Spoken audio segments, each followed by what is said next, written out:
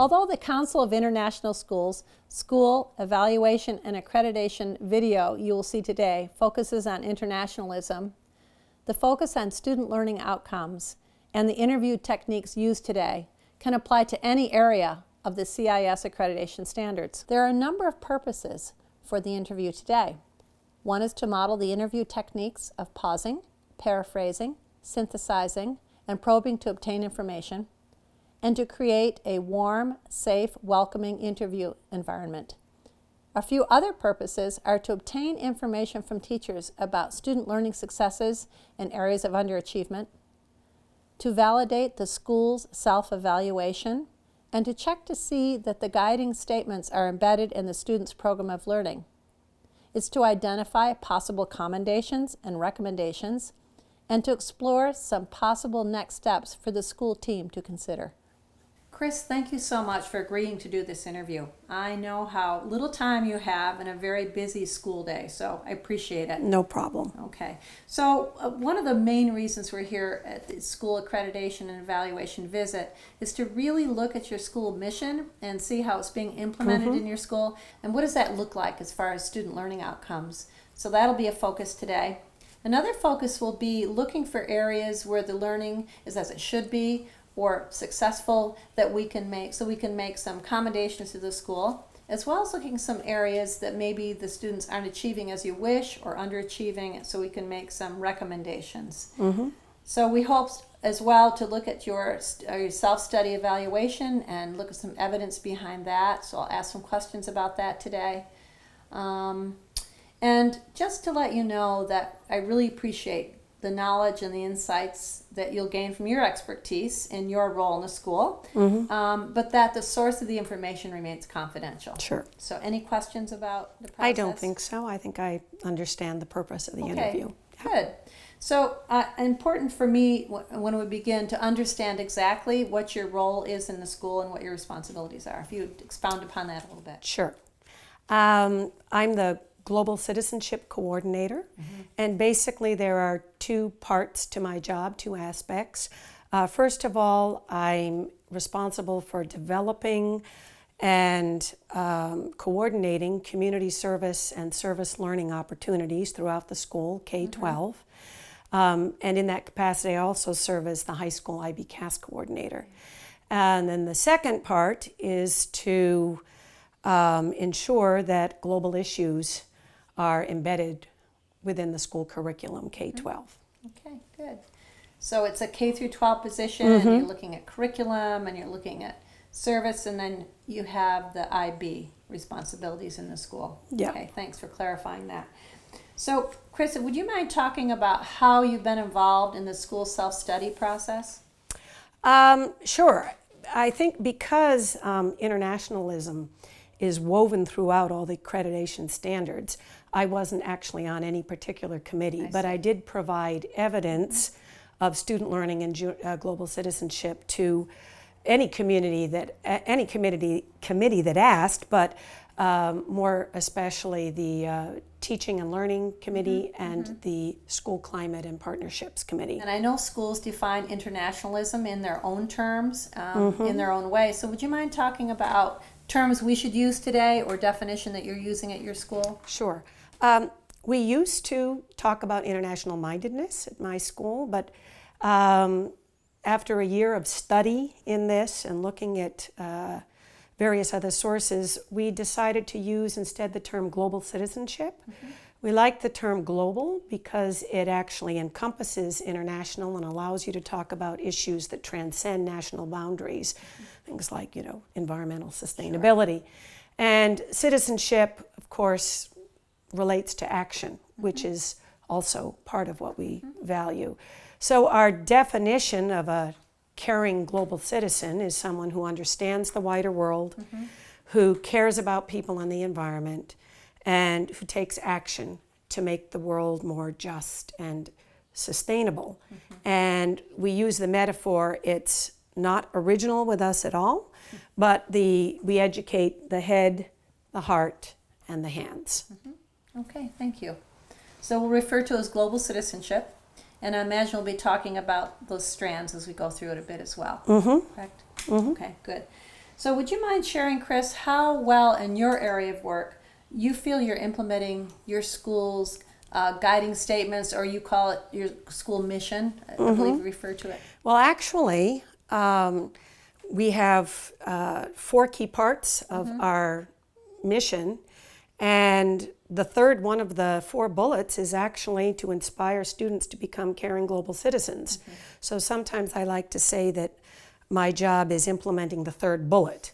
But I actually do believe that all areas of the school's mission are related. And one of them, for example, is be passionate and reflective learners, and you can't really do, for example, good service without reflection. We first spent some time developing a global citizenship framework for our school based on the 5 strands of social justice, identity and diversity, interdependence, sustainability, and peace and justice, which we got from Oxfam, again, not original, developing standards for those based on one for each, you know, the head, the heart, the hands, and then some benchmarks for that. Through that, we've then done a lot of work in revising our social studies curriculum based on that, which is the curricular piece. We've also revised our interim program in the high school that used to be called Week Without Walls. Kids went, you know, skiing in Switzerland and things like this. And now all of our trips have either a community service or a global issues focus or both. So we've narrowed the focus, and the learning outcomes for those courses all come from those standards in our framework. We've expanded community service opportunities, middle and high school, and just starting some service learning in the elementary school. And then also our school has really taken steps to put its, to walk the talk in terms of making our school more environmentally sustainable.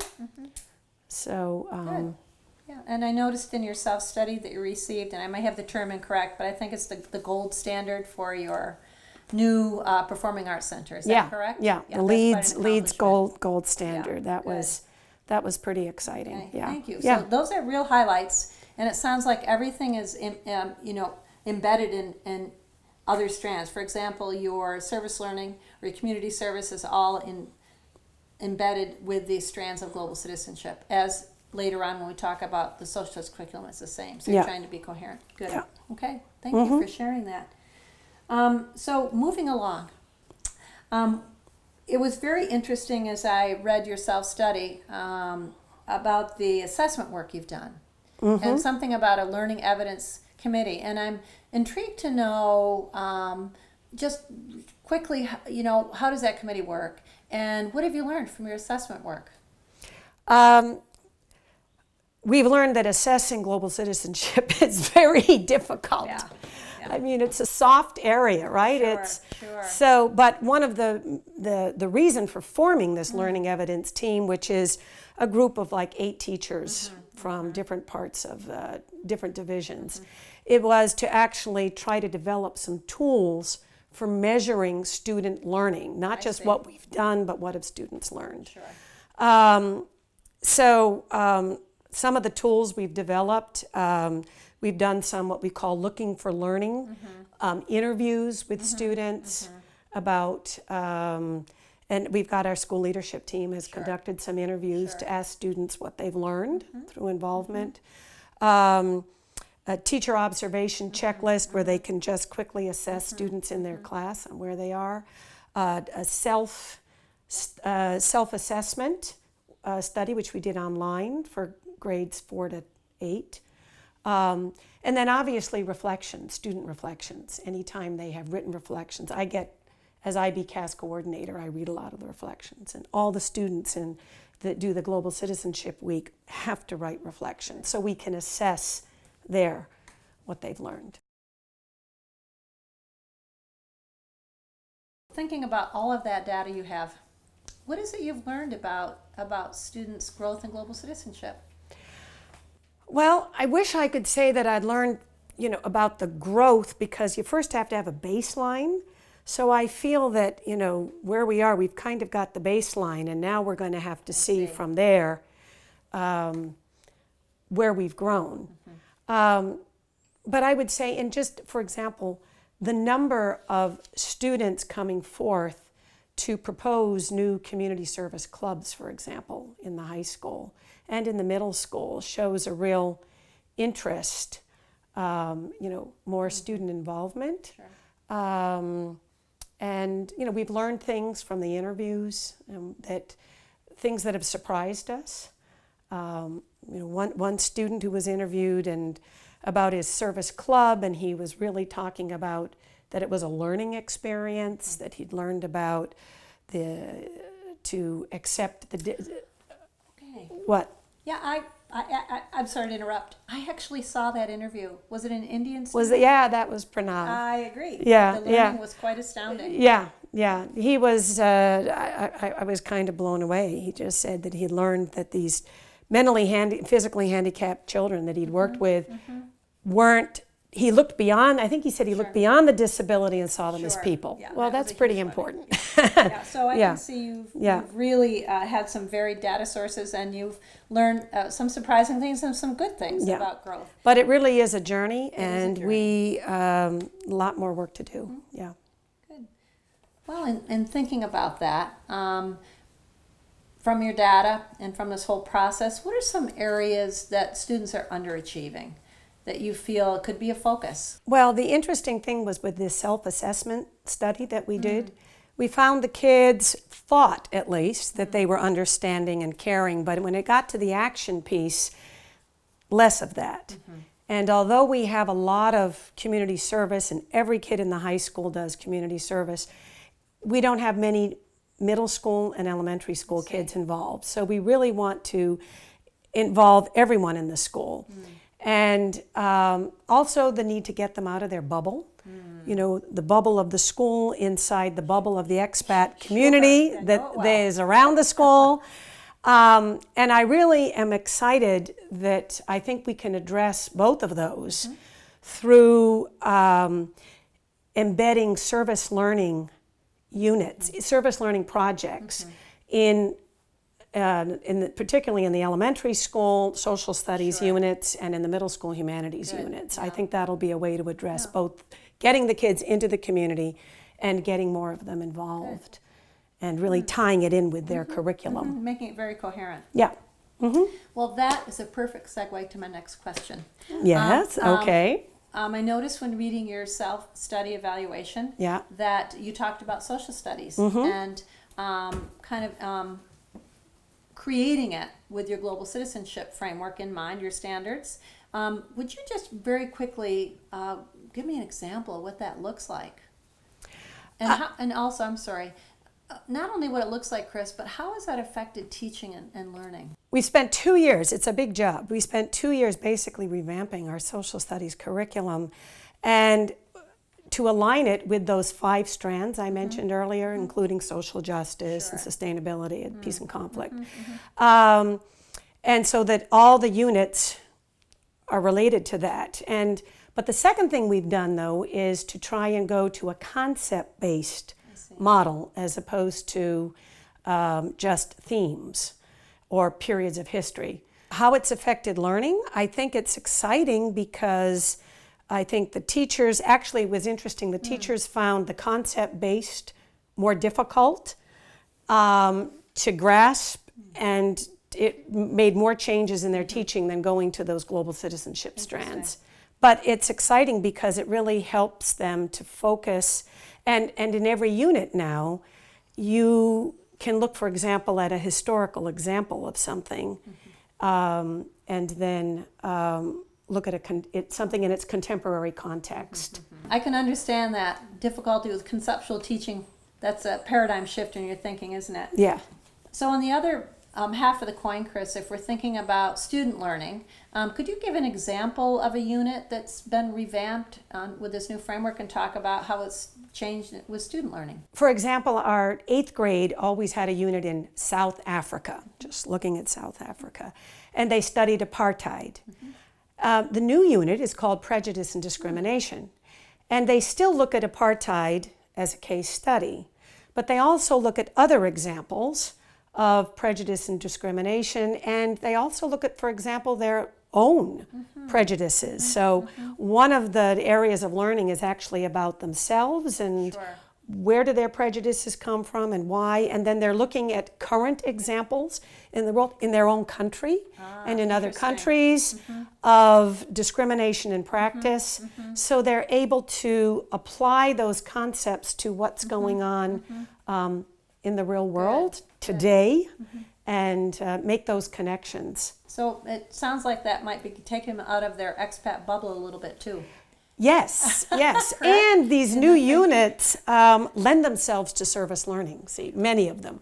And so it's almost a perfect segue for that. Good. Yeah. Well, thanks for that example. Okay. Very interesting. I know that we're going to be looking more into some elementary school and some high school units as well, so we'll have a chance to ask those social studies teachers and grade level teachers about those units. So thank you. So are there other areas of the curriculum, Chris, that you feel address global citizenship? Well, absolutely. World languages is for sure. ELA, the science, many science units, and definitely fine arts as well, do address it. Good. But one of the, again, you asked the question earlier about, you know, where are we underachieving? And I think one of the key things we need to do is be able to be more intentional about seeing that, looking at those units of study in those areas and making sure that there are actually global citizenship standards and benchmarks embedded in those units. So that's another challenge. Yeah, I can see it's a challenge and a good next step for the school actually, isn't it, to involve some folks in the school in doing that good work. Good, thank you.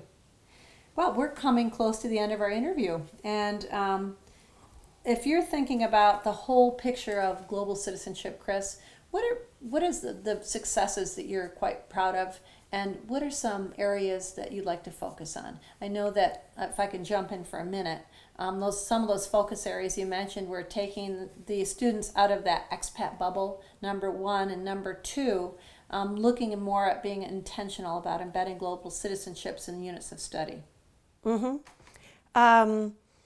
So I'll answer the second part first about the challenges. I'd say a third challenge is really making sure that we continually work with staff.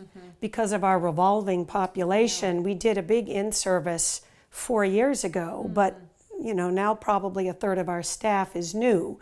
So we have to continually build capacity around global citizenship. In terms of success, I guess I would say the main success is I feel that we've developed a school climate where global citizenship is both valued and recognized, and that it's really been a way of bringing the school community together.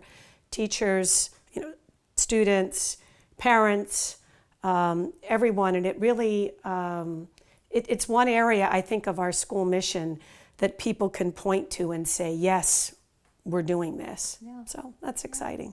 That's wonderful. It's a common feeling and language among everybody in the community. Yeah. Good, thank you.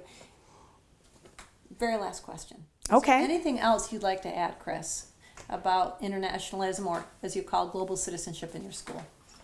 Well, I guess I would have to say that I feel very grateful that I have this position. I think it's been useful for making sure that we move in this direction, and I really have to thank my school administration for 6 years ago having thought up this position, which I think shows a real commitment on the school's part to global citizenship, to saying we're not going to give lip service to this. We're really going to try and move forward with it. And I think it's not me in the position, it's the position. And when I leave, someone else will take it. But I think it's important to have that position there because it's a way to coordinate across divisions, with the parents, with our local community. So yeah, I think it's an important important position to have in a school that really wants to promote internationalism or global citizenship. And the growth you've made in the past 5 years has underscored that. So I want to thank you for validating areas of your self-study and also giving us some really strong areas to look at for commendations and also recommendations so your school team can move ahead.